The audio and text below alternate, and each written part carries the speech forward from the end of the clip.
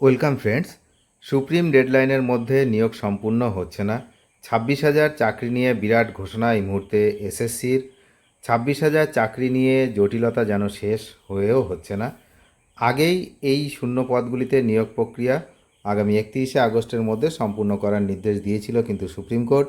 তবে সেই সুপ্রিম ডেডলাইনের মধ্যে নিয়োগ সম্পূর্ণ হচ্ছে না বলে আজ অর্থাৎ মঙ্গলবার জানিয়ে দিল স্কুল শিক্ষা দপ্তরের এসএসসি অর্থাৎ স্কুল সার্ভিস কমিশন।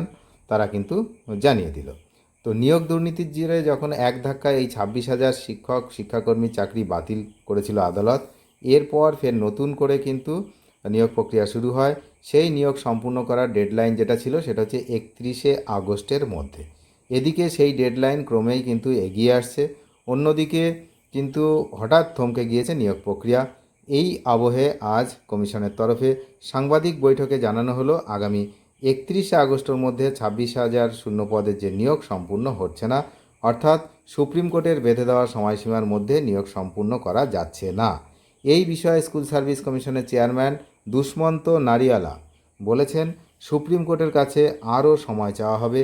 যারা ইতিমধ্যেই সুপারিশপত্র পেয়েছেন তাদের নিয়োগ নিয়েও সংশয় থাকছে। জাতিগত সংরক্ষণ নিয়ে কার্যকর করতে কমিশন আইনজীবীদের থেকে পরামর্শ নিচ্ছে। কতদিন সময় চাওয়া হবে এই নিয়ে বৈঠক করাও হচ্ছে।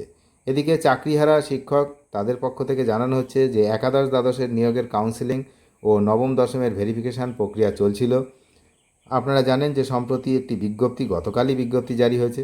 সেই বিজ্ঞপ্তি জারি করে সেই প্রক্রিয়া বন্ধ করা হয়েছে। জানা যাচ্ছে ওবিসি সংরক্ষণের নিয়ম বাতিল করে রাজ্য যে নতুন নিয়ম তৈরি করেছে সেটি কার্যকর করার জন্য এই সিদ্ধান্ত নেওয়া হয়েছে। আদালতের নির্দেশে চাকরি বাতিল হওয়ার পর চরম বিপাকে পড়েছিলেন এই 26,000 শিক্ষক ও শিক্ষাকর্মী। পরবর্তীতে নতুন করে নিয়োগ শুরু হয়। সেই প্রক্রিয়া সম্পূর্ণ করার জন্য ডেডলাইন বেঁধে দিয়েছিল শীর্ষ আদালত, তবে তার মধ্যে নিয়োগ সম্পূর্ণ হচ্ছে না বলে কিন্তু জানিয়ে দিয়েছে এসএসসি। তাহলে পরবর্তীতে এই ব্যাপারটা নিয়ে কোন দিকে যায় সেদিকে কিন্তু আমরা নজর রাখছি।